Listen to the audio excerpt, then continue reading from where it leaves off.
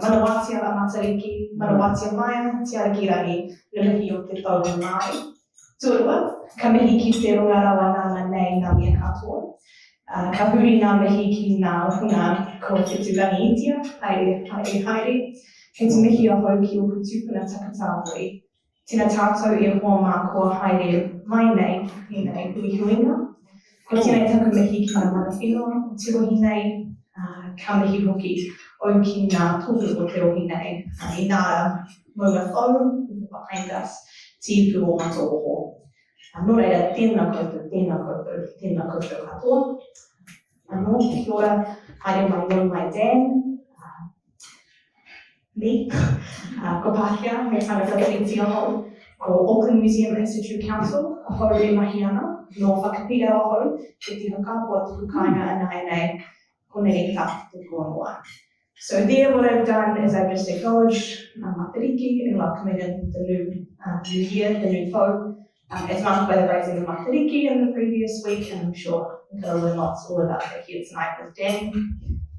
So anō Watia Matariki. I acknowledge our collective ancestors, my own ancestors, and those of us here in the room tonight. I acknowledge the mana whenua upon which this building is located, and the mana motuhake, and te ora reti katanga, o te whenua, the moana. And I acknowledge all of the important landmarks of this place. So we're lucky to have Dan Hikuroa here with us today, and the title of his talk, which may or may not be on the top of the verse today, an introduction to Matariki, Maramataka and Mātauranga. So as we all know, given what we saw last week, are national celebrations that have kind of surged in a way that for those of us that are not Māori might have not experienced before. Matariki has surged into national consciousness over the past decade, but is still widely misunderstood.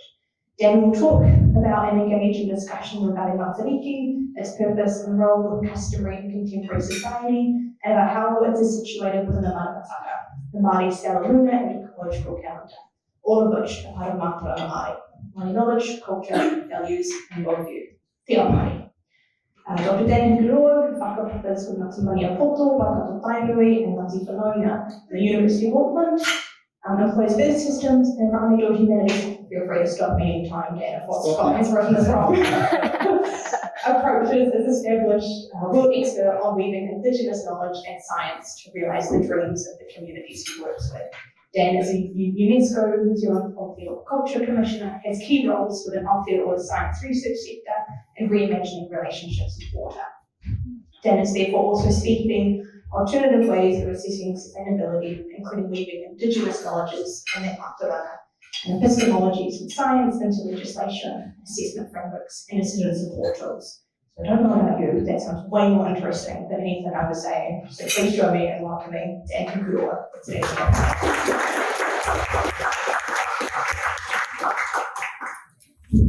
Kia ora tātou, kia tērā, kia koe neti.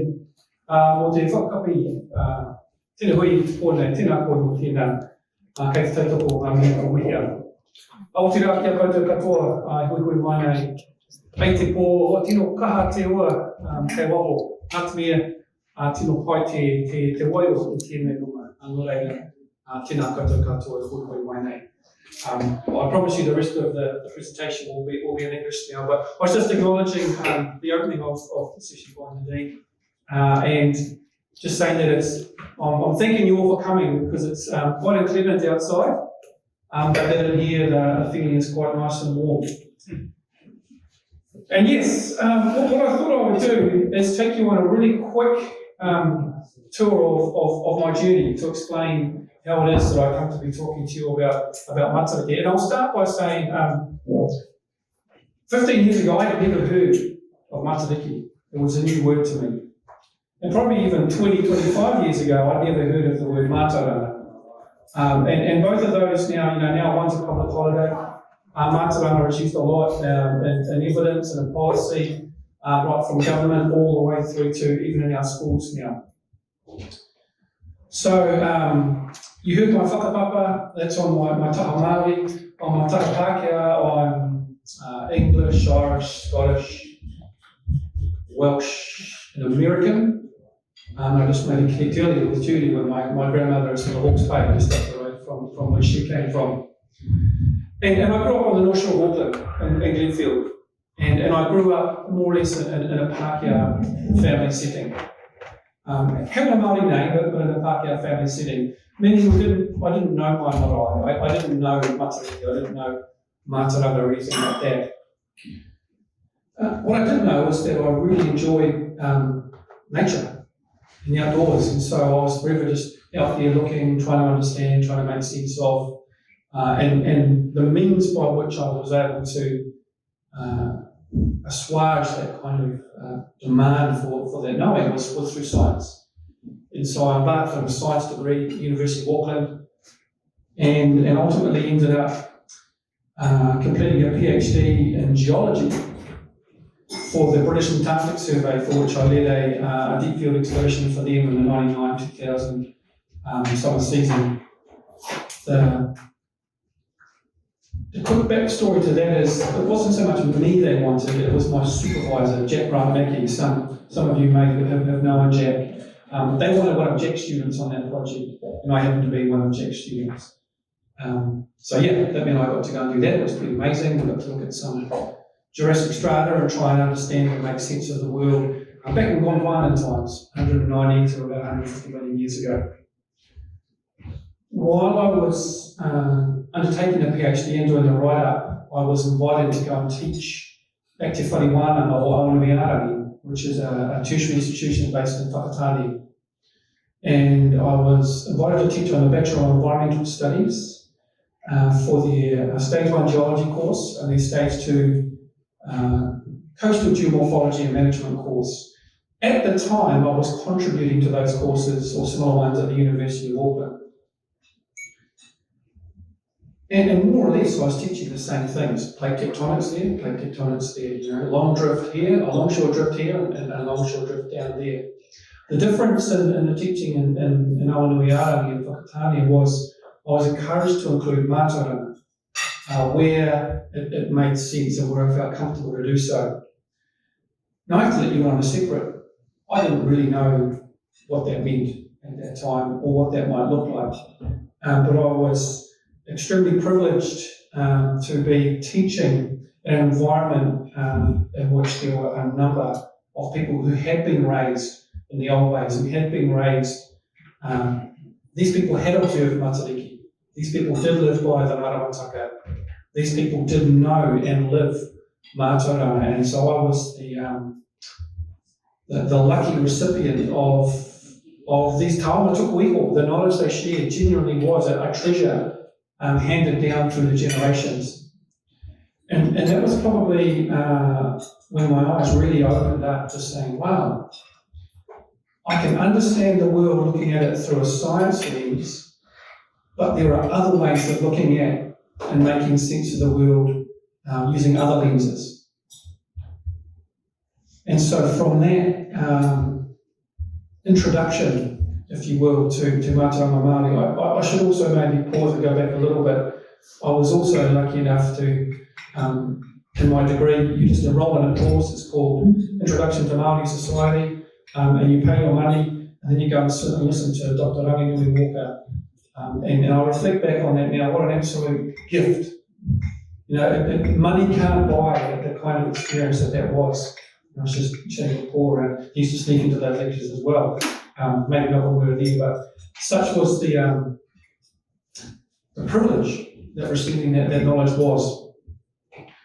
And so from there, I finished a PhD, did a postdoc in climate change, and then was appointed into a research centre where my role was Community Earth System Science Programs Manager.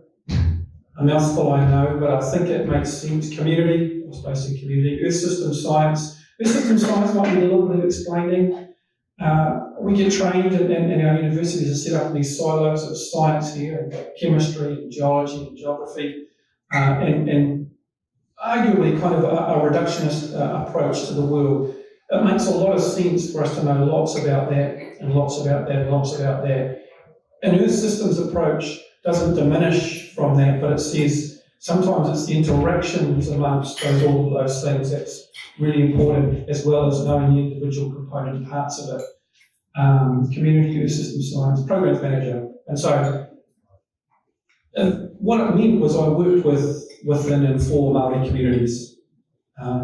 With my name, Hikuroa, it meant that a door was kind of partially ajar, and that an invite would often come my way, and then I had to turn up, introduce myself, and create a relationship with these communities.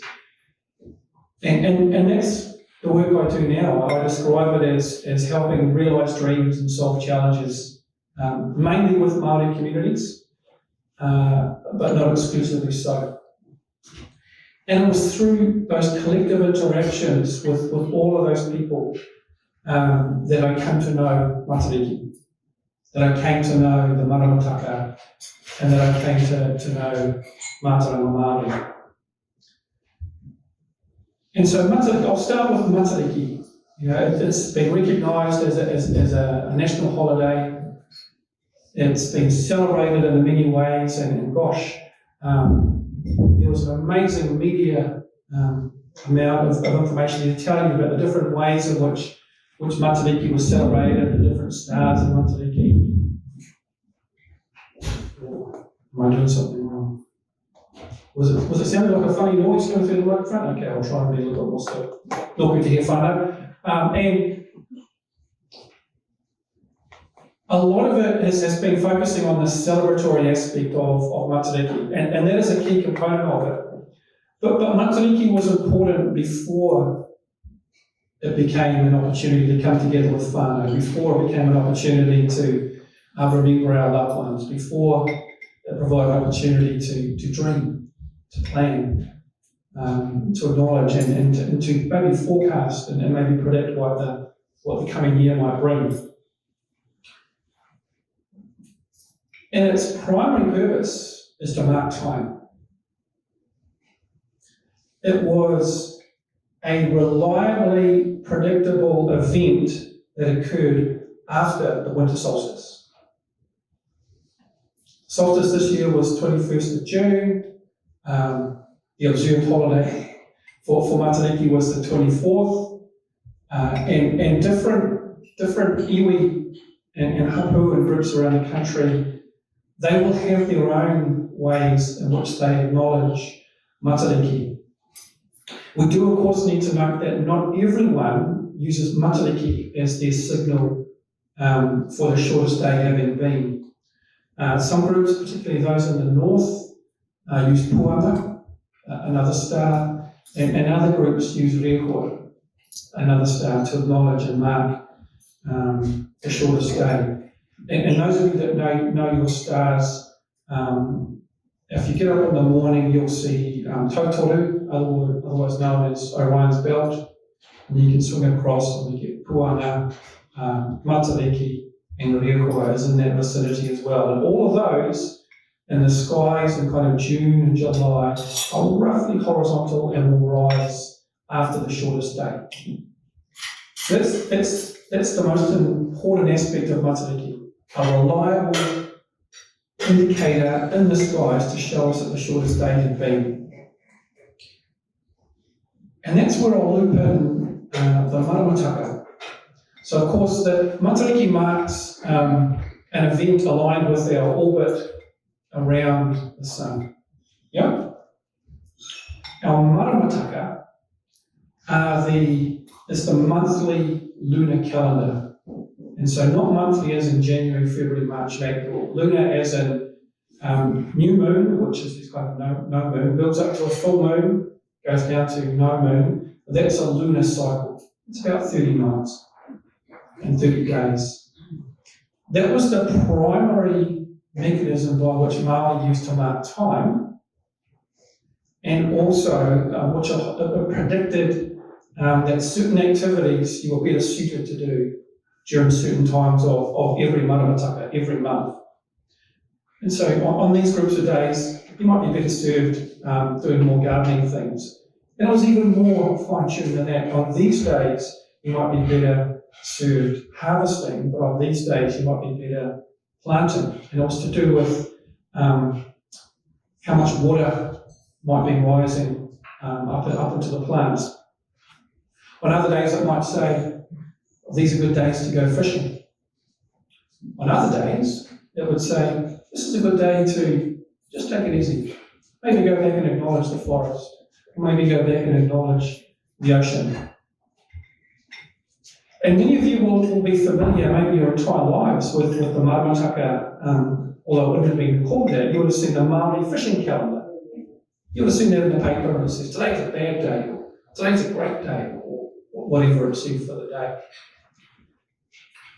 And although I don't contest that that would have been part of a Maramataka somewhere, what's missing is the detail. And for every month, it will have kind of, these days it's kind of better, and these days it's not as good for fishing. But on the days where it said it's good for fishing, in that particular month, you would go to that particular place and you would use that particular equipment and you would catch that kind of fish.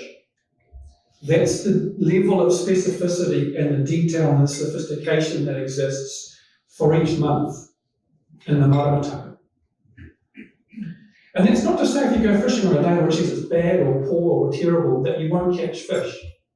No, what it means is there's a statistically increased likelihood that you will catch that kind of fish using that technique in that place at that time. And so the Maramataka governed everyday life. And there were kind of seasonal shifts, and I described it in the bio I said to Scott, that I said to jot down, and he kind of must have forgotten, that it's a stellar-lunar-ecological calendar. So it's lunar because it's just the monthly cycle. It's stellar because each month is named after a star or a group of stars. And it's ecological because it gives us reliably accurate, and in some cases entirely precise predictions when things might happen during that month. The challenge is when we try and calibrate 12 30-day months with a 365-day orbit around the sun. And that's where the importance of Matariki, the secondary importance of it. The way that different iwi and groups choose to celebrate their Matariki is by trying to align the shortest day back into the 30-day lunar cycle. And there are a lot of different ways in which it's done, and it gets a little bit technical, and to be honest, I'll probably muck it up, so I won't try and do it here tonight. If you're interested, I highly recommend just Googling Rangi Mātauranga Matariki. And you will have probably recognise his face if you've been following anything to do with Matariki. He was gifted his grandfather's papers, and his grandfather's papers have been gifted down to him from his grandfather. And so the book he's produced, Matariki, the Star of the Year, has all of the detail for Tuhui. And he's very clear, he says, this is our way of celebrating Matariki. I dream of a time when many more ways in which different groups calibrate their 360-day Maramataka cycle with a 365-day Earth orbit around the sun are practiced. And so those aspects of Matariki and the Maramataka are knowledge that's entirely empirical and is entirely testable, and we can demonstrate to be accurate and in some instances precise. So that information is consistent with science. Then we start to get to some other aspects of Matariki, how we remember our loved ones who have passed in the last year, how we have the wish upon a star. It's my understanding that those aspects of Matariki are less empirical, but nevertheless important for society and consistent with the Māori worldview, which saw themselves as connected with the environment, as connected with the stars, as connected with everything that we can see and feel on Earth and in the universe. Excuse me. And so those links are I should say, are just as important as those other ones, but I just wanted to make a distinction, particularly for this audience who I imagine are kind of interested in those distinctions. Now, we celebrate all of Matariki, but it's helpful to try and understand the derivation for some of the importance of some of those aspects. For me, my advancement on observing Matariki this year was not starting with getting up very early in the morning and braving the cold and trying to spot the heliacal rising of Matariki in the east. It was waiting for and watching it set in the west in mid-May. And for those of you who are astronomically minded, you'll know that at that time of the year, Orion's belt is kind of aligned like this, and then Matariki is aligned beneath it there. And in the Māori astronomy, that group of stars with Toturu there and Orion's belt swinging through to Matariki, that forms what we call Te Waka o Te Rangi. There are different names for it as well. But that's a great canoe in the sky. And we have a net, the net of Taramainoku. And throughout the year, when our people have died, and it was mentioned earlier by Nadine, called Whiturangi Tia. Some of you may have heard that if you've been in oratory, particularly when people remember the dead. It says, for those who have become stars. And the Māori customary belief is that when people passed, their body would be interred in the ground, or would be put somewhere for the flesh to decay, and then the bones, it was the bones that were the important part. The ko iwi, and hence from that comes the name iwi, that were important. And the wairua, the spirit, would go up, te ara wairua up to Cape Ranga, to the tree there, before finally departing for Hawaii. But they would then, a star would go up into the sky, and as that canoe in the western skies in May, it would disappear and sail down the horizon. And that was said to be the sweeping up of all of the stars of those who passed in the previous year and the taking of them down to the underworld. And so for me, that was when my Matariki started. It was watching the set of Matariki in the west and then waiting for her and her group of whānau to rise in the east.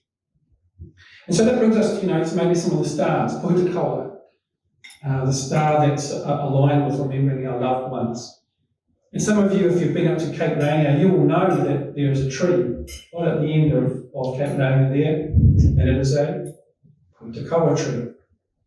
And so the kōrero says that the spirits pass, I should be clear, the main kōrero, there are other variations, but the main one is that the spirits, the wairua, pass up to the north, they come to that tree, they climb down the roots, which come right down across the rocks, and then depart down and go through the submarine channels through to the underworld. And so that's the link with Puhutakawa. Hiwai-te-rangi, as has been mentioned by many, that was the star for putting your wishes on, putting your aspirations on, and maybe an aspect of planning, kind of some intentionality, as well as kind of daring to dream, as well as being quite pragmatic and practical. And in some cultures, you're encouraged to make your wish and then keep it to yourself in kapai. But I've been led to understand that when you have a wish like Hiwai-te-rangi, you share it with everyone who's there with you. Because who knows, someone in your whānau might be the one who can help you realise that dream or that aspiration. And it's as much a wish, and for the planning component, it's a commitment. So then all those there can commit to it. Now, there's no one option is better than the other, but there's different options, and I think that's a pretty neat one. You've also heard about people making predictions about what the weather will be like, and it's I think it's Ururangi, Waipunarangi talking about whether it will be windy or rainy for that year. We have Tupuanuku and Tupuarangi. Tupuanuku refers to Papa Tuanuku, and Tupuarangi refers to Rangi Nui, our Sky Father. And they talk about the different food elements, the foods that you'll find in the earth, the foods that you'll find above your head. So that includes fruit, as well as any birds that used to fly. It's not encouraged anymore to harvest kiriru and the like, but it used to be the thing that people did. And so, you look at those stars and you would make a prediction. If they were shining boldly and proudly, then maybe it was going to be a good year. If they were a bit hazy, it might not have been such a good year. I'm certainly not aware of a causative link between those observations and those predictions, but maybe that's my limitation. But if I shift maybe beyond Matariki as a holiday, beyond Maramataka as a way of life, as a way of scheduling your activities. So this is very different to the life that we run now, where we have kind of a 9 to 5, 5 days a week on, 2 days a week off, unless you're in the services, some of my father in the fire service, and they have a different routine. All of those routines are divorced from the seasons. And some of you may have heard or even said yourselves, gee whiz, summer was early this year, or gosh, winter's late. And that's because we've got a calendrical system that tries to align seasons based on a marker of time that's completely independent of the seasons. Whereas in a Māori view, we would have indicators, and usually there would be 3 tohu or indicators to tell us when a season had arrived. We would have a tohu o te rangi, it would be the arrival of a star or group of stars or prominent star. You would have a tohu o te moana, it would be a sign in the ocean. Maybe it would be the way a certain type of fish came in shallow or behaved a certain way. Maybe it would be when you saw some whales migrating north or migrating south. And then you would have a tohu o te whenua, a sign on the land. Often, this would be a flowering tree. Once you had all 3 of those elements, it's summer. Summer was never early or never late. Summer arrived when all 3 of those tohu had occurred. And that system of looking at seasons is based on the natural rhythms and anticipates that there is always fluctuation, that there is always a little bit of variability. And in fact, the Māori knowledge base, including the Maramataka, actually anticipates that change will occur. It doesn't predict when the change will occur, but it sets up a system of close observations such that you will notice when these changes occur. So, for example, for the last 3 years, we have observed that, when I say we, it's the royal we, when people I know really well, including an amazing tohunga, Mātauranga Makiha, who was another person who's done a lot with the Maramataka and Matariki, they've noticed that kokurangi, a flower that's prominent in the Waitakiris, Kirk's daisy, Brachyglottis, Kirkai, maybe any botanists? Maybe you're here? No? Anyway, that's been flowering about 3 months early. And they noticed that flower early, the first time it flowered early, because the year previous it had flowered at the regular predicted time. And so within the Maramataka is a means for us to observe any change. And of course the main changes that we're seeing at the moment are climate change. So there's already a system of knowledge and close observation in place that will give us early warning signs that things are changing. And from that close observation and that knowledge base comes the full breadth of Mātauranga. And in that breadth includes not only those aspects of it which are empirical, which are observable and testable and accurate and precise, and so we say, hey, those are more or less science. There comes other ways of knowing and explaining the world. And the best example I have of that are taniwha. Now, many of you I hope will have heard of taniwha in your lives. And no doubt you will have heard them being described as kind of water serpents or dragons or something of that ilk. In my experience, always it's come with an element of fear or caution or danger. And a young scientist in me would think, I never saw a sea serpent or like a water dragon, but there's no way on earth I was going to risk it. And so as kids, when our parents said to us, yeah, you can swim there and there and there, but there and there and there, or there's taniwha in those places. And I don't know about any of you when you were youths, but when I kind of grew up, I realised I'm just talking about really dangerous parts of the river, where there's kind of vicious eddies and currents, and you get yourself into a bit of strife. You know, and I was one of a few boys and a few cousins, and a little bit of testosterone going around. If our parents had said to us, don't swim there, it's dangerous, you can kind of guess what probably would have happened. But as kids, you know, that taniwha there was more than enough reason for us to just get swimming in those other places in the river. The important aspect of that is that the taniwha never exists as a physical entity. The taniwha exists as an idea to keep us safe. So a taniwha is in fact your guardian. If you know that there is one there, and you take measures and take precautionary measures consistent with that, then it becomes your guardian, becomes your kaitiaki. And I think that's one of the elements that's been lost, and that's one of the elements of Mātauranga is we codify observations in ways that make sense to a different worldview.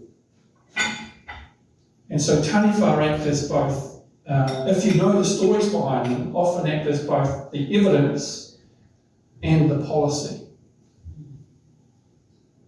And in that way, if I was to use my science brain and go look for a giant lizard or a giant water serpent and didn't see one, I would dismiss that knowledge as being incorrect or false, whereas that's the wrong lens to use. The correct question would be to say, how does that taniwha manifest?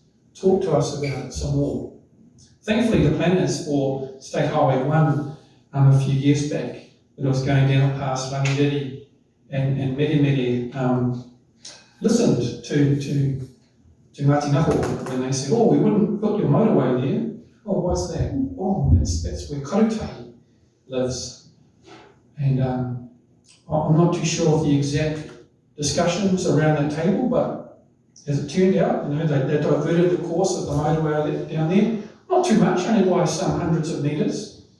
And then, you know, under a year and a half after the motorway was finished, a massive flood sweeps in right where they had the original course of the motorway, and the locals probably said, Karutai. I can almost, this conversation, it's a fictional one, plays out in my mind, you know. Locals saying, Karutai, planners saying, why didn't you tell us you meant flood risk? And they say, well, that's not how we understand it. We understand it as a manifestation of the taniwha Karutai. And so neither one of those is wrong, but if we try and interpret each of them using different lenses, we kind of end up in a bit of a mess. And so that's where, that's the excitement I find in my work, is that I get to draw on different ways of explaining and making sense of things, and draw from all the ways that we can know things and all the bodies of knowledge to try and reach solutions that you couldn't reach from either one of those bodies in isolation. And maybe in closing, I'm kind of approaching my half an hour. Looking to my team over in the corner. Are we getting close to time, Whānau? A few more minutes. A few more minutes. I can keep going for a few more minutes. What I am excited about is what this holiday marks for New Zealand as a nation. And to me, it reflects a maturing of our nation, where we can take a holiday that can only be from this place, that invites us to reconnect with this place, with the natural rhythms and cycles of the years, of the months, of the weeks, of the seasons of this place. And it invites us to do that with family. It invites us to do that and share food. And some of you may have, who else braved the morning last Tuesday up on Takaparafu in the freezing cold conditions to see, to umu kohu kohu, Matariki. And that refers to the sweet steam that comes from the umu, or honey. It's probably, there'll be some slight differences, but it's the oven that cooks the food. And so that first food gets cooked to acknowledge tupuanoku, food from the ground, tupuarani, food from above your head, waiti, food from fresh water, and waita, food from the ocean. And you have it ulu, and you cook that, and then you reveal it, and you offer it to Matariki. And then once those te umu kohu kohu, the sweet steam and mist has been taken in by the stars, then you're invited to maybe partake of that yourself. And then most of us just retired over to the tent and had a nice cup of tea and some veggie soup. And that's what gets me excited, and that's what maybe some of the work looking kind of internationally, doing work with science societies in Europe and in America, looking to try and weave together all the knowledges that are available for us. But we need to be careful in our weaving that we don't try and misinterpret or try and use these ways of explaining things to try and make sense of that over here. And we're confident that we'll start to reach some really enduring solutions from that work of just saying, hey, there's thousands of years of knowledge sitting in some of these systems. If we can begin to engage with it respectfully in the right way, together, collectively, we'll get some good places.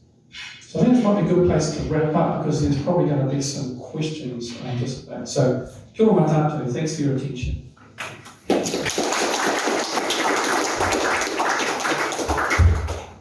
Nani hui kia koe, Dan, and thank you again for sharing your knowledge around Whitu and the stars and Te Whānau Marama, and then all those other things we heard about, the Maramataka, Matariki, and the Mātauranga that you hold as well yourself, and that of your ancestors, and most that have shared that with you. So thank you very much again. If we can just put our hands together again one more time for Dan.